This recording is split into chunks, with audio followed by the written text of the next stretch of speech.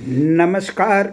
विश्व समाधान मंच प्यारा उत्तराखंड में आप सबका स्वागत है। आज आपको ले चलते हैं 2022 में होने वाली विधानसभा चुनाव की तरफ। वैसे 5 राज्यों में विधानसभा चुनाव हो रहे हैं: उत्तराखंड, उत्तर प्रदेश, पंजाब, गोवा और मणिपुर। इसमें आबादी की ढंग से जहां उत्तर प्रदेश विश्व का सबसे 5वां बड़ा देश हो सकता है, इतना बड़ा क्षेत्र पर उसका महत्वपूर्ण बहुत ज़्यादा है, वहाँ भारतीय जनता पार्टी का परचम पुनः लहराने की आशा है।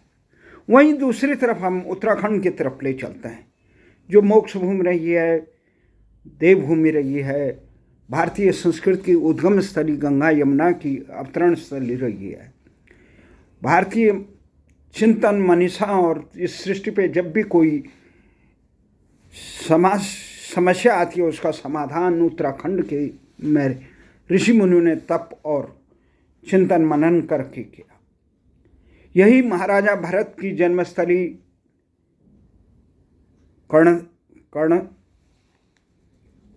कर्णधाम है।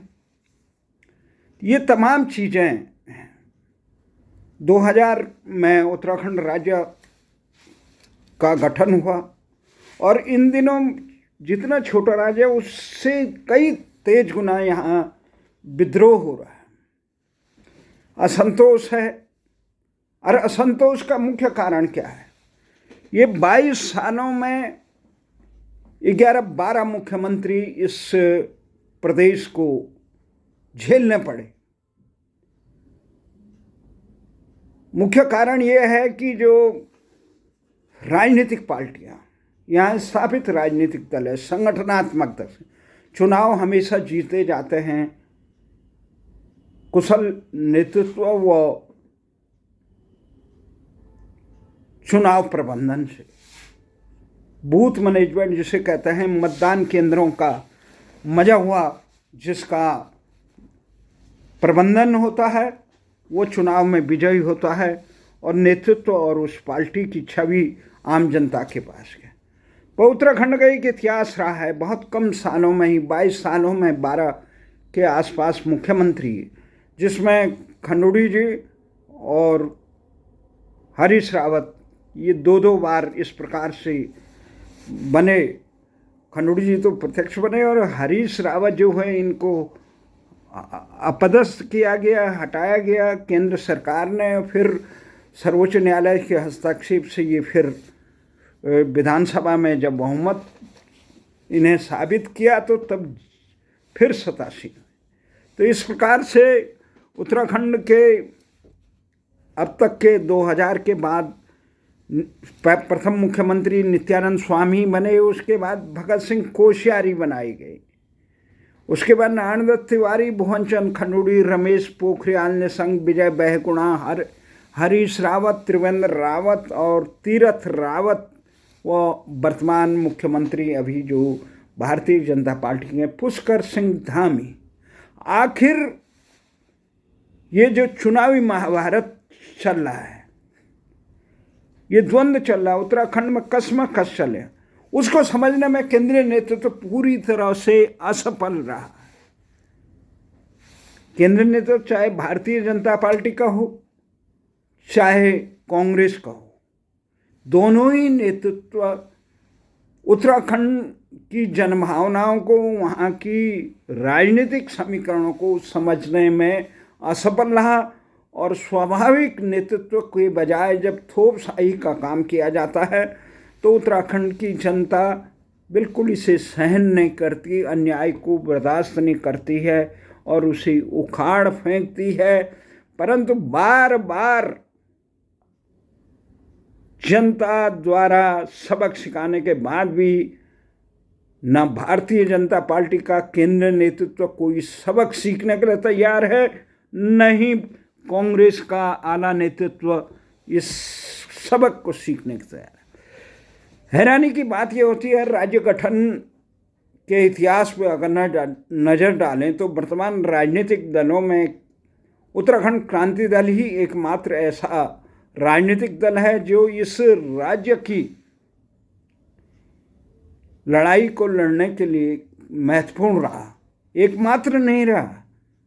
उनके साथ अनेक संगठनों ने भी ये आंदोलन छेड़ा, पर उसका सूत्रधार ध्वजवाहक उत्तराखंड क्रांति दल रहा।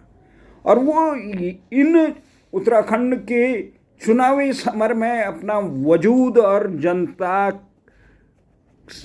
की समर्थन लेने में एक प्रकार से नाकाम रहा। 5-6% से अधिक प्रतिशत से अधिक उत्तराखंड क्रांति दल यहाँ पे जनादेश अर्जित नहीं कर पाया। उससे अधिक दुगने के आसपास बसपा बहुजन समाज पार्टी कर पाए। ये एक बड़ा विचित्र विडंबना है। इसके लिए हम उत्तराखंड क्रांति दल के नेतृत्व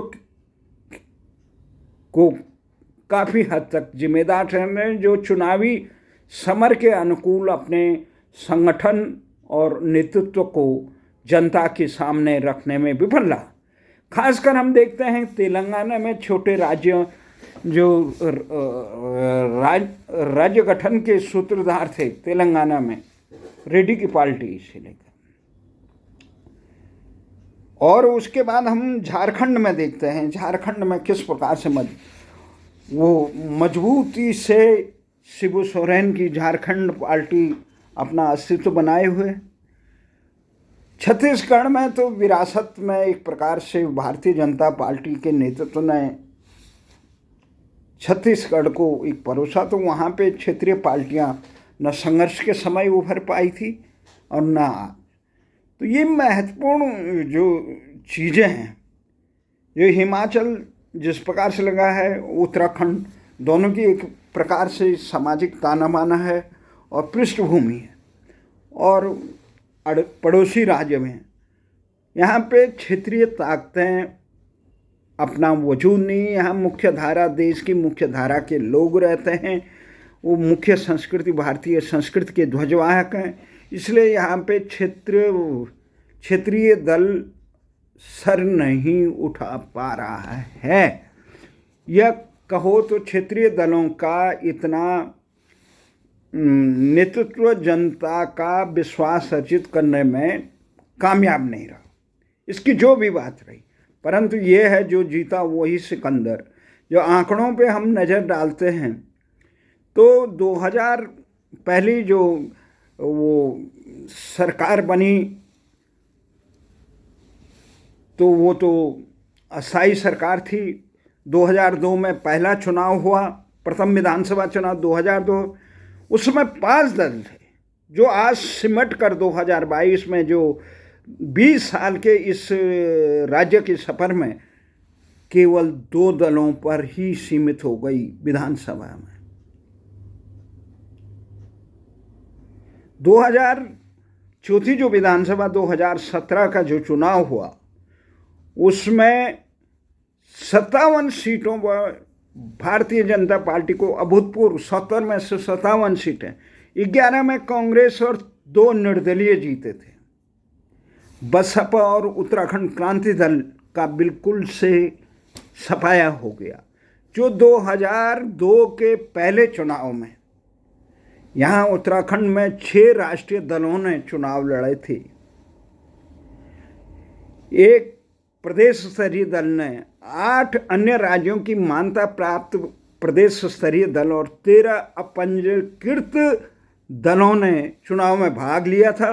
प्रथम विधानसभा में 2002 में जो चुनाव हुए थे, उसमें 5 दलों ने अपना वजूद विधानसभा में स्थापित किया, जिसमें कांग्रेस ने 36 स्थान जीते, भाजपा ने 19, बसपा ने 6 और उत्तराखंड क्रांति दल ने 4 और राष्ट्रवादी कांग्रेस पार्टी ने 1 और 3 स्वतंत्र उम्मीदवार जीते। पर जो 2022 की देरी पे खड़ा चुनाव, वो 2 दलों में सिमट गया। 2000 जो चौथी उत्तराखंड विधानसभा का जो चुनाव हुआ, वो 2017 में जो जनादेश मिले, उसमें भाजपा और कांग्रेस के अलावा अन्य दलों का सफाया हो गया। वो अपना वजूद स्थापित नहीं करे। बसपा में जो जीत रहे थे वो दल बदल कर रहे थे, जनता का विश्वास हो गया। सपा का तो मुलायम सिंह का 94 के जो कांड के बाद सपा की दुर्गति हुई, लोगों ने नज़रअंदाज कर दिया, इसका कोई भविष्य नहीं है। उत्तराखंड क्रांति दल में ये हुआ कि उत्तराखंड क्रांति दल के नेताओं में आपसी वर्चस्व की जंग के कारण जनता को काफ़ी निराश किया। उत्तराखंड डी, उत्तराखंड असली, ये तो पी, इस ढंग से जब बंटे तो लोग निराश हुए और कोई भी दल अपना वजूद, जो पहला चुनाव में उत्तराखंड क्रांति दल 4 सीटें जीता था, वो 2000 तीसरे चुनाव तक एक रह गया। तीसरी विधानसभा जो चुनाव हुआ 2022 में, कांग्रेस को 32 सीट मिली, भाजपा को 31 सीट, बसपा को 3 सीट और उत्तराखंड क्रांति दल को 1 सीट। तो दूसरी विधानसभा में जो चुनाव हुआ 2007 में, उसमें भाजपा 35 स्थान जीते, कांग्रेस को 22 मिले, बसपा को 8 मिले और उत्तराखंड क्रांति दल घटकर 3 हो गया था, जो 4 से 3 हुआ, धीरे धीरे घटता गया। अब इस समय जो मुख्य परेशानी है कि आखिर उत्तराखंड में इतना, हिमाचल में तो इतने 5-6 दशकों में चंद मुख्यमंत्री रहे, परमार 17 साल से अधिक रहे, वहीं वीरभद्र 22 साल से अधिक रहे। और वो विकास का एक जन भावनाओं के चुनाव ऐसे नहीं जीते, जनता की भावनाओं के साथ भारी बहुमत से लोग प्रिय, और उनके कार्य आज भी हिमाचल का मस्तक पूरे देश में ऊंचा करता है। देश का मस्तक लोकशाही का एक प्रतीक रहा। वहाँ कोशिशें बहुत की गई दल को तोड़ने की, मुख्यमंत्री को हटाने की, पर जनता का जो प्रेम था, विश्वास था नेताओं के प्रति, वो उत्तराखंड में इसलिए नहीं दिखाई दिया कि भाजपा और कांग्रेस का जो आला नेतृत्व वर्तमान में रहा वाजपेयी जी के समय से। वाजपेयी जी ने सबसे पहले क्या है कि 2000 में जब राज्य गठन हुआ तो उन्होंने यहाँ के स्वाभाविक नेतृत्व, कोश्यारी की जगह नित्यानंद को अपने करीबी समझ के उनको मुख्यमंत्री बना दिया, और वो असंतोष शपथ ग्रहण के दिन ही दिखाई दे रहा था, खींचतान दुनिया भर की चीज़ें। तो उसके बाद जब भारत जनता में संदेश किया कि हम तो चले गए उत्तराखंड में, उत्तराखंड मूल का ही नहीं बनाया गया। ये जो, हालांकि कोश्यारी स्वामी जी का पूरा जीवन देहरादून में बीता, पर देहरादून में भी बीतने के बावजूद लोग आत्मसात नहीं कर पाए कि हमारे साथ छल हुआ। कोश्यारी जी जैसे उत्तराखंड मूल के जो भी नेतृत्व था उनको नज़रअंदाज क्यों किया गया जब हमारा राज्य बना। तो भारतीय जनता पार्टी इस आशंका से आशंकित थी, और उन्होंने जो ज़मीनी हकीकत का पता किया तो उन्होंने कहा भाई कि स्वामी जी के मुख्यमंत्री रहते हुए हम जीत नहीं सके, अब क्या करें जी। पहला चुनाव जीतना था, पहले विधानसभा जो चुनाव होने थे 2002 में, तो इसलिए क्या आनंद फानन में चुनाव से चंद महीने पहले कोश्यारी जी को मुख्यमंत्री बनाया गया। पर संदेश आ चुका था, जनता ने मन बना चुका, हमारे साथ चल हुआ, नाम बदला गया, राजधानी गैरसैंण तय नहीं की गई, मुजफ्फरनगर कांड के अभियुक्तों को सजा देने की कोई बात नहीं, भू कानून से लेकर मूल निवास का कोई नहीं किया गया। तो जनता छली हुई महसूस करी थी, वो समझ गई थी कोश्यारी को किस बहाने किया। तो जो जनादेश मिला पहली विधानसभा का चुनाव में कांग्रेस को 36 सीटें दी, 70 में से बहुमत दे दिया। भाजपा को 19 सीटें मिली, हार गई भाजपा कोश्यारी को बनाने के बावजूद। इतनी जो भी बची वो कोश्यारी के नेतृत्व के कारण बची। बसपा को 6 सीटें मिली, वो भी कम, और उत्तराखंड क्रांति दल को 4 सीटें मिली, राष्ट्रवादी कांग्रेस को 1 सीट मिली, वो राष्ट्रवादी का नहीं, वो बलबीर सिंह का इतना अपना वजूद था, वो वहाँ से जीत गई। 3 स्वतंत्र जीते जो दूसरी विधानसभा हुई। तो उस समय कांग्रेस ने भाजपा की असफलता से वो नहीं लिया, सबक नहीं लिया।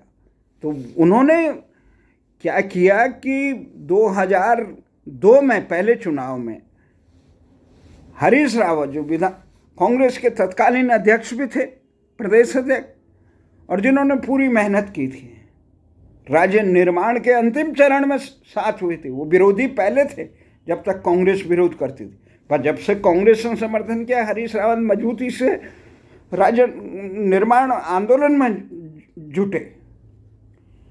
अब उसके बाद जब मुख्यमंत्री बनने का बात आई तो कांग्रेस आला नेतृत्व ने बड़ी भूल कर दी, वही भूल जो भारतीय जनता पार्टी ने कर दी थी।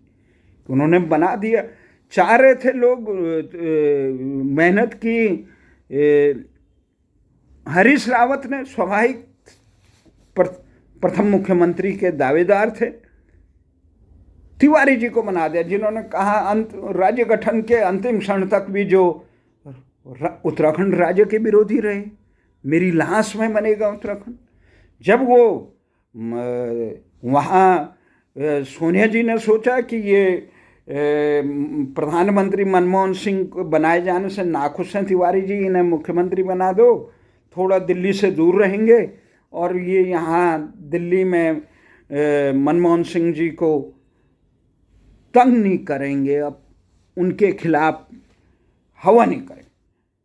परंतु उत्तराखंड में तिवारी जी ने जो वहाँ की नींव रखनी थी, बहुत से लोग कहते हैं उनका बड़ा विजन है विकास का, उन्होंने सिडकुल बनाए, ये बनाए होंगे, परंतु जो मूल नींव थी, जो नींव का पत्थर राजधानी गैरसैंण बनाना था, मूल निवास का करना था, जो झारखंड विधानसभा में चला गया, जनसंख्या पर आधारित विधानसभा परिसीमन को थोप दिया, झारखंड ने नहीं थोपा। और राजनीति में अपने प्यादों को मनमाया करके वहाँ का नौकरशाहों का और राजनेताओं का पथभ्रष्ट कर दिया, नींव में मट्ठा डाल दिया। कुछ लोग कहते हैं गैरसैंण से क्या, अरे गैरसैंण से जो पलायन का हो रहा है, देश की सीमाओं की सुरक्षा का खतरा हो रहा है, गांव जो भूतिया हो गए वो हो गया, जो लोग वहाँ से पर्वतीय अंचलों से तमाम बाहुल्य जो जिन्होंने राज्य मांगा था, वहाँ के जनपदों में तो आप चिकित्सा तक नियुक्त नहीं कर, जिला चिकित्सालयों में, दूरस्थ चिकित्सालयों की तो बात ही छोड़ दीजिए, अध्यापक सारे दौड़ के ट्रांसफर उद्योग के लिए देहरादून की और मैदानी क्षेत्रों में रहना चाहिए।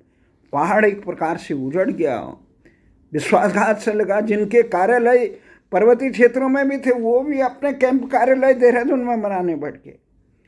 और बहुत बड़ा षड्यंत्र, मुजफ्फरनगर कांड के अभियुक्तों की मजबूत पैरवी करने के बजाय नज़रअंदाजी इस प्रकार से कर दिया कि गुनाहगार बच गए। इस प्रकार से तमाम संस्थान पदभ्रष्ट लोगों के कारण, कमज़ोर पैरवी के कारण, दिशाहीनता के कारण, जानबूझ के उत्तराखंड की जड़ों में मट्ठा डालने के कारण वो उत्तराखंड वो और तिवारी जी के खिलाफ निरंतर आक्रोश हुआ, पर कांग्रेस नेतृत्व ने उन्हें रोके रखा। भारतीय जनता पार्टी के नेतृत्व ने भी असंतुष्टों को संरक्षण नहीं दिया। इसके कारण तिवारी जी 5 साल तक राज्य कर, जो स्वाभाविक नेतृत्व हरीश रावत का था, वो कुछ करते, उनके सपने थे, करने की ललक थी, और तिवारी जी गुस्से में थे, उन्हें प्रधानमंत्री ने बनाया। उत्तराखंड से उन्हें कोई लेना देना नहीं था, केवल समय काट रहे थे।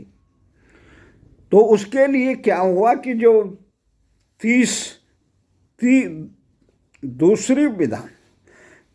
विधानसभा चुनाव, दूसरा विधानसभा चुनाव जो हुआ 2007 में हुआ, तो भाजपा जीती तिवारी जी के कारण। नौछमी नारायण, इस प्रकार से कांग्रेस बदनाम हो गई थी। लाल बत्तियों का डेरा किस प्रकार से वो हुआ। तो दूसरी विधानसभा चुनाव 2007 में हुई तो भाजपा को 35 सीटें मिल गई, कांग्रेस को 22 सीटें मिली, बसपा को 8 मिली, उक्रांद को 3 मिली।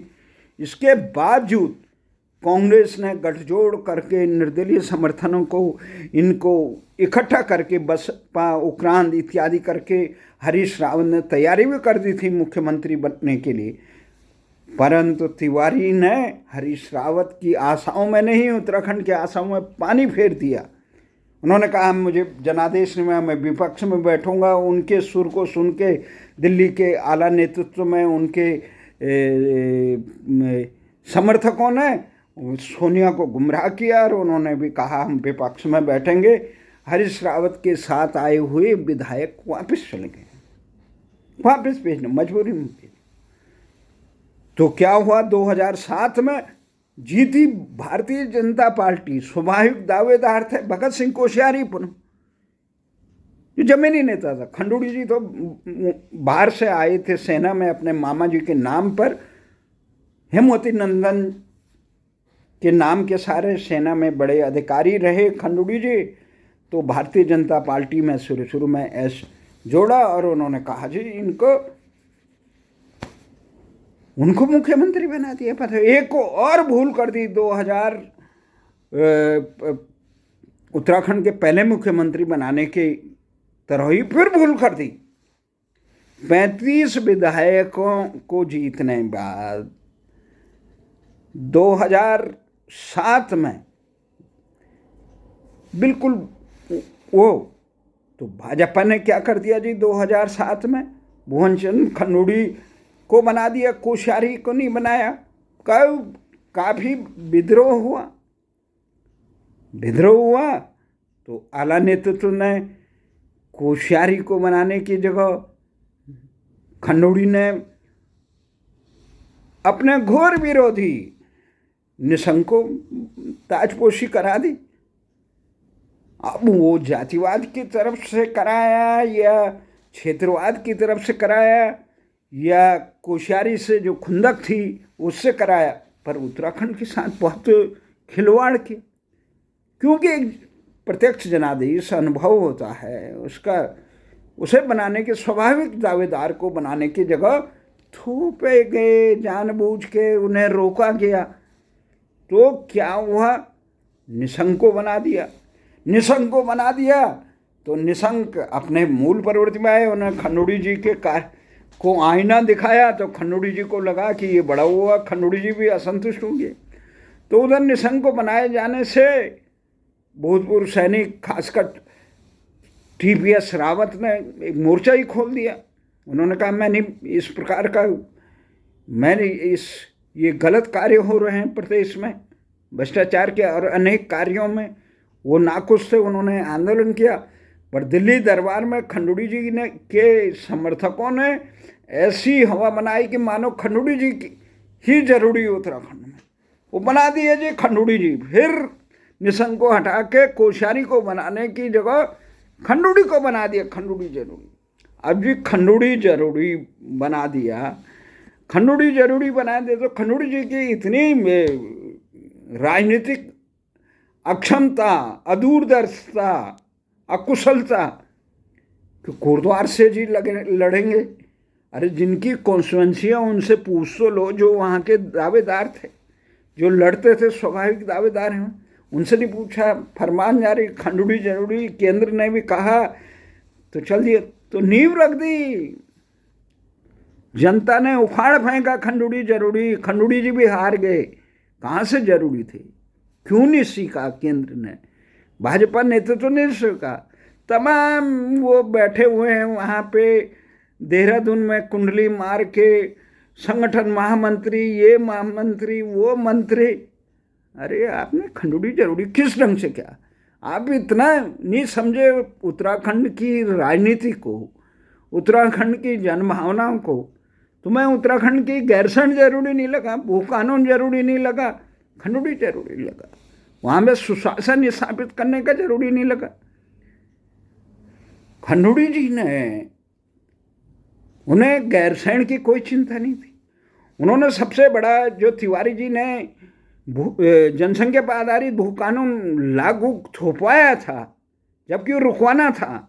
खंडूड़ी जी ने जो झारखंड के विधानसभा नेताओं ने रुकवाया, वो भारतीय जनता पार्टी के थे और किसी के नहीं थे वो उस समय झारखंड में। पर उत्तराखंड में नहीं किया है खंडूड़ी जी को। उन्होंने लगा जैसे फौज में आदेश ऊपर से आता है उसे हम अनुसरण करना हमारा दायित्व होता है। उन्होंने उसी ढंग से और अपने एक मुंह लगे नौकरशाह के साथ वो बीन बजाने में लगे, खंडूड़ी जरूरी। अरे जनता को, उत्तराखंड को कितना नुकसान हुआ, 6 विधानसभा सीटें कम हुई। गैरसैंण जरूरी नहीं लगा खंडूड़ी जी को। कहा, हमने कहा ये इसकी पेंशन पोस्ट लगा दी। ये जो गैरसैंण राजधानी चयन आयोग, ये राजधानी चयन आयोग जो बना रखा है, इसको हटाइए। कोई रिपोर्ट नहीं चाहिए उत्तराखंड को इस प्रकार के आयोगों की जो उत्तराखंड की जनभावना को रोंदने के लिए बनाया गया। तिवारी जी ने क्यों इसे रखा जाए, इसकी कोई जरूरत नहीं है। मुजफ्फरनगर कांड में कोई विवेक की नहीं है तो उसका दंड भोगा। तो भारतीय जनता पार्टी को तीसरे विधानसभा चुनाव 2012 में केंद्रीय नेतृत्व के कारण इस प्रकार की थोपसाई से उत्तराखंड की जनता ने सबक सिखाया। तीसरी विधानसभा चुनाव 2012 में हुआ, कांग्रेस फिर 32 मिले। भाजपा की तमाम कोशिशों के बावजूद उसे सत्ता नहीं मिली और भाजपा 31, बसपा 3 उपरांत 4, मार्जिन बहुमत मिला बराबर का। बहुमत किसी को नहीं पड़ा, बसपा और उपरांत इनके समर्थन से कांग्रेस को सत्ता मिल गई। तब ने कहा कांग्रेस ने हम पूर्ण बहुमत नहीं आए। अब क्या होता है, केंद्रीय नेतृत्व में फिर वही तिकड़म। वो समझ नहीं पाते हैं कि स्वाभाविक दावेदार कौन है, जन भावना किसके पक्ष में, कौन मेहनत कर रहा है, कुछ वही अपनी जिद। कांग्रेस ने हरीश रावत को मुख्यमंत्री बनाने की जगह स्वाभाविक नेता जो थे बहुगुणा जी को बना दिया जी। अब बहुगुणा जी का क्या अनुभव नहीं था, वो तो बहुगुणा जी के लड़के थे इसलिए राजनीति में आ गए। जनसंपर्क, जन सेवा का उनका कोई अनुभव नहीं था। इस प्रकार से बड़े नाम के वो बिल्कुल 2013 में जो महाविपत्ति आई केदारनाथ त्रासदी या उत्तराखंड त्रासदी के नाम से, उसमें बिल्कुल बेनकाब हो गए। 36 दिन तक वो केदारनाथ की धरती पे पांव जब तब रखा है जब सोनिया गांधी ने निपट किया। सोनिया गांधी और मनमोहन हवाई सर्वेक्षण कर रहे हैं, वो केंद्र में अपने मंत्रिमंडल के साथ यहाँ और बजट यहाँ समीक्षा करने के लिए बैठे। अरे आप धरती पे जाइए, वहाँ लोगों का विश्वास बनाइए, उनको राहत कार्यों में वो करिए। नहीं तो देखा जब एकदम सोनिया को अपने निर्णय कबूल हुआ, उन्होंने हटा के हरीश रावत को बना दिया। हरीश रावत को बनना था तो महाराज और अन्य लोग बीजेपी में चले गए। बीजेपी में चले गए तो वो तो ठीक है, पर ये भी भारतीय जनता पार्टी तमें तत्कालीन यहाँ मोदी सरकार और अमित शाह की जोड़ी सत्तासीन हो गई। उनका मुहिम था, उन्होंने कहा भ्रष्टाचार दूर नहीं करेंगे, उनकी प्राथमिकता कांग्रेस मुक्त भारत करेंगे। अरे कांग्रेस मुक्त भारत क्यों करोगे तुम? अपने अच्छे काम करो, जनता अपना आप करती है। जनता के कार्यों को आप निर्धारण करोगे। आप कहो हम भ्रष्टाचार मुक्त करेंगे जिसके लिए शासन दिया जाता, आप कहो गरीबी दूर करेंगे, आप कहो कांग्रेस यहाँ देश में अंग्रेजी और इंडिया की गुलामी को दूर करेंगे, आप बेरोजगारी दूर करने की बजाय आप कह रहे हैं हम भारत कांग्रेस मुक्त। अरे क्यों कर? जनता की क्या मतलब है कांग्रेस हो बीजेपी हो? हमें तो सुशासन चाहिए भाई, हमें तो सुशासन चाहिए जो जन आकांक्षाओं को साकार कर सके, विकास की पगडंडी दौड़ सके, देश और प्रदेश के हितों की रक्षा कर सके। अब ये तो बड़ा वो तो उन्होंने कहा जी ये कांग्रेस की सरकार कैसी है, ऐसे करेंगे दो चार सहायकों के साथ उन्होंने कहा कि कुछ लोगों को मिलाइए, और यहाँ से मध्य प्रदेश के एक सरताज को भेजा गया। वो वहाँ डुगडुगी बजाई, उन्होंने तोड़ दिया, कहता तोड़ दिया हमने, सरकार भंग कर दी जी।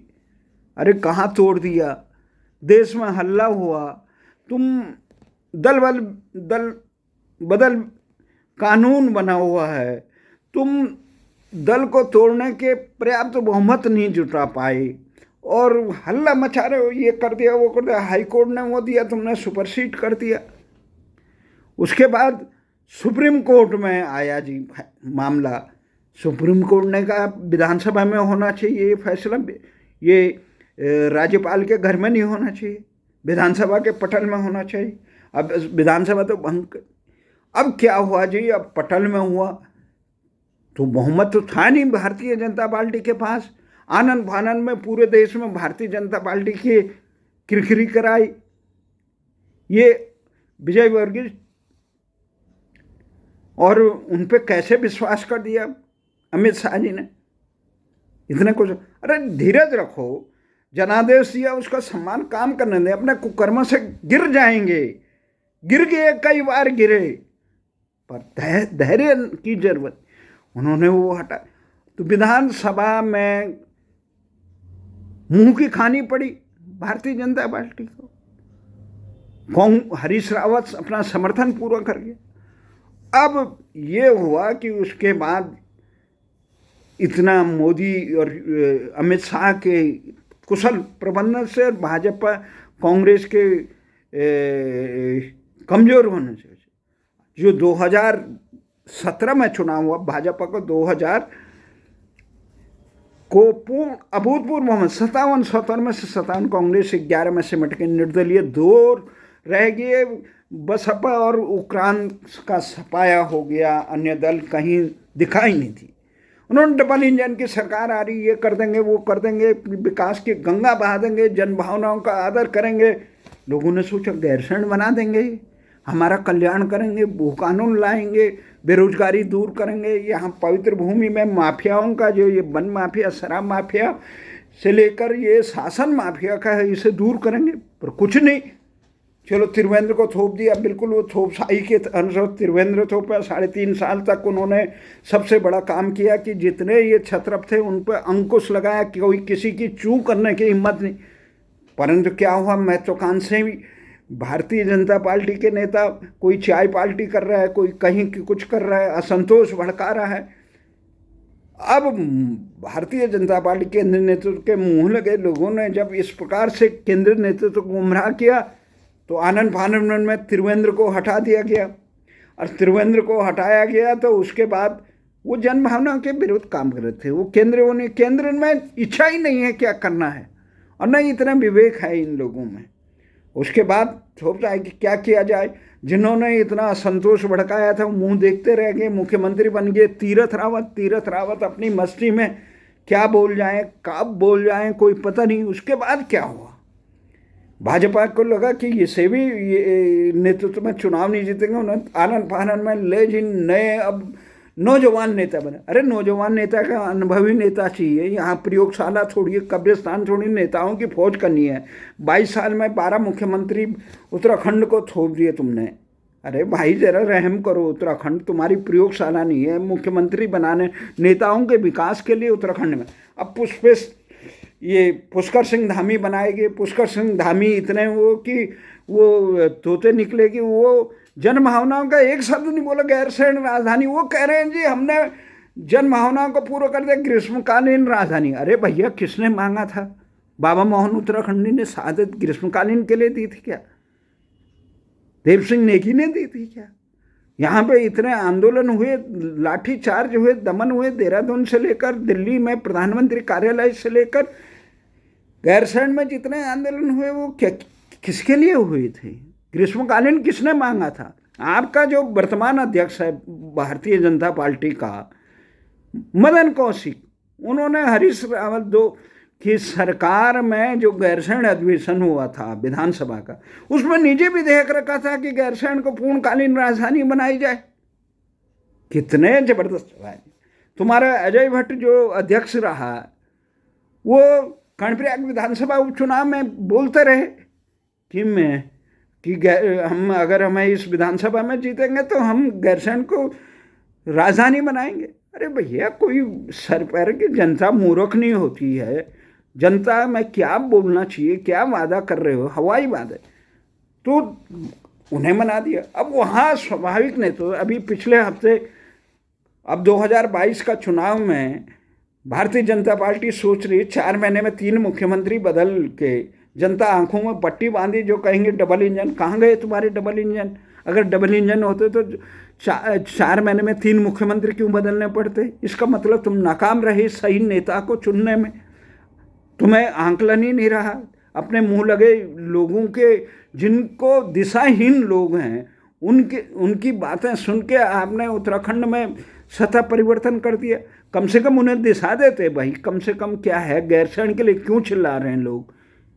उन्होंने कह दिया, दुराग्रहपूर्ण बात कह दी, तो तुमने उसे जांचा नहीं, लोगों को पूछा नहीं क्यों मांग रहे हैं। इतने नहीं तुम्हारे संगठन महामंत्री, इतने प्रचारक, ये सब वो सब अलगाववाद के पोषक बताते हैं उत्तराखंड की जनता को, जो देश की एकता और अखंडता के लिए मर मिटते हैं, जो भारतीय संस्कृति के ध्वजवाहक हैं। भाई, लोकतंत्र का मतलब होता है विकेंद्रीकरण। क्यों मनाया गया था लोगों ने उत्तराखंड को? ये लखनवी मानसिकता के नौकरशाहों और नेताओं को, जो पर्वतीय जनपदों में विकास करने के लिए दोहरा मापदंड है, वो अनुभव नहीं है, उसकी पाठशाला बनाने के लिए गैरसैंण राजधानी बनाई गई थी। देहरादून में वो पहाड़ के प्रति उदासीन रहते हैं, वो जाने के लिए तैयार नहीं, हेलीकॉप्टर से कहीं कहीं हो गया, वहाँ चिकित्सालय में वो नहीं। तो भैया, ये चीज़ें जो तुम्हारी सारी हो गई, इसको कौन करेगा? अभी कांग्रेस में भी हल्ला मचा कि मुख्यमंत्री का चेहरा, कांग्रेस का मानसिक दिवालियापन नेतृत्व का इतना है कि मुख्यमंत्री, भारतीय जनता पार्टी के पास नेतृत्व नहीं है कि किसे मुख्यमंत्री का चेहरा बनाए। उत्तर प्रदेश में योगी हैं, मजबूत हैं, पूरे देश की जनता चाहती है, उत्तर प्रदेश की जनता कुशल नेतृत्व है, दंगा मुक्त कर दिया, रोजगार दे रहे हैं, विकास की गंगा बहा रहे हैं। तो उत्तराखंड में डफोर संघ बना दिए। उन्हें ज्ञान ही नहीं है उत्तराखंड की जनभावनाओं का, संघर्षों का नहीं। जो पाठ पढ़ा दिया भारतीय जनता पार्टी की पाठशाला में नेताओं ने, वही रटे जा रहे हैं तोता की तरह। ग्रीष्मकालीन बना, अरे किसने बनाई? पेयजल बिछा दिया पानी के लिए। क्या पानी गधेरे हमारे कम थे क्या? हम पानी के लिए, वहाँ की मूल समस्याओं का, अपने हितों की रक्षा के लिए क्या करना। उस पर तो आप चुप हैं। मुजफ्फरनगर कांड में आप बोलने के लिए तैयार नहीं है। आपकी सरकारें तीनों प्रदेश में कुछ करने के लिए तैयार नहीं, आपके दिशाहीन थे। आप इस प्रकार के निशंक जैसे नेता को जब आपने हटाया और फिर आप केंद्र में मंत्री बना दिए, तो वो भी भारत के शिक्षा मंत्री, तो लोग बड़ा अफसोस किए, फिर हटाना पड़ा। तो इसका मतलब आपका निर्णय समय के अनुकूल सही नहीं है।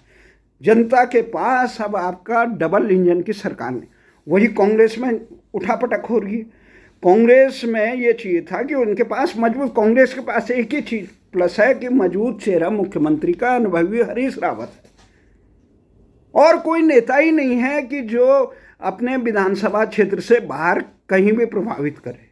पर पता नहीं ऐसे प्रभारी बनाए गए, ऐसा केंद्रीय नेतृत्व जिसे प्रदेश का कोई, क्या इंदिरा गांधी तक तो ये था कि उन्हें देश और प्रदेश का ज्ञान रहता था, जनभावनाओं का ज्ञान रहता था। पर अब ऐसा नेतृत्व है, उन्हें ज्ञान ही नहीं है कुछ। और उन्हें अपने प्लस चीज़ सबसे ज़्यादा जो महत्वपूर्ण कांग्रेस की है वो है कि उन पर मुख्यमंत्री का मुख्य चेहरा है, भाजपा के पास नहीं है। उसी मामले में भारतीय जनता पार्टी से 21 लगते हैं, उन्होंने वो नहीं किया, उस पर झगड़ा शुरू कर।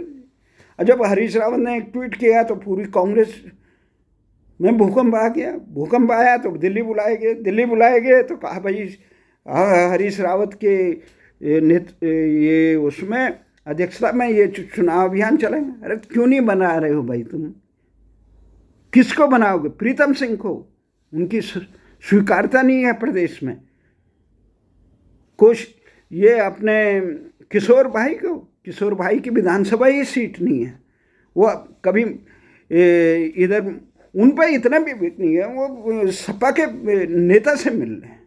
ये तमाम चीज़ें हैं। हमें तो नहीं लगता है किसके बल पे आप इस प्रकार की दल बदल हो जाएगा। कहाँ कौन इतना बड़ा नेता है कि वो तोड़ देगा कांग्रेस? तोड़ देगा तो टूट, फिर भी सरकार नहीं करती।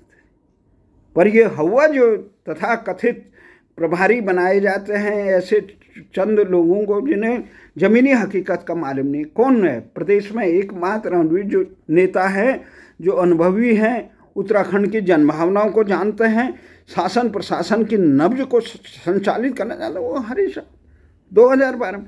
इसलिए हरक सिंह रावत जी है, हमारे मित्र रहे, आंदोलन के साथी भी रहे, जमीन में सबसे मजबूत हैं, पर जनभावनाओं के प्रति उनका कोई रवैया नहीं, वो अपने निहित स्वार्थ तक ही सीमित है। महाराज जी हैं, महाराज जी के खिलाफ सारे एकजुट हैं। महाराज जी में इतना दृढ़ इच्छा शक्ति नहीं है वो बोल सकें कुछ। अब वो स्थिति देख के न कांग्रेस वाले स्वीकार कर रहे हैं, न भारतीय जनता पार्टी वाले। ये छोटे नेता तमाम एकजुट इसलिए हैं कि महाराज बन जाएगा तो वो यही कर। निशंक जी पहले ही कई बार असफल हो गए। बलूनी जी के बारे में हम नहीं कह सकते हैं, पर वो जिस प्रकार से उत्तराखंड की जनभावनाओं को स्वर नहीं देते हैं, केवल छोटे छोटे, उससे हमें नहीं लगता है कि वो उत्तराखंड की धरती पे कहीं पे भी वो प्रदेश को नेतृत्व देने में सक्षम है। एकमात्र इस समय उत्तराखंड में भाजपा हो या कांग्रेस या अन्य दल, उनमें हरीश रावत है। कांग्रेस नेतृत्व ने बहुत बड़ी भूल की जो उन्हें मुख्यमंत्री का चेहरा घोषित नहीं किया। कांग्रेस के पास एक ही चीज़ है, और कांग्रेस का सबसे बड़ा दुर्भाग्य है कि जब तक चुनाव हो तब तक ये तमाम नेता, बड़े नेता, ये भारतीय संस्कृति को गाली देना बंद करे तो कम से कम जनता, भारतीय जनता पार्टी के कुशासन से त्रस्त जनता वह कांग्रेस को सतासीन कर सकती है। जय हिंद, जय उत्तराखंड। और यहाँ उत्तराखंड में थोपशाही नहीं चल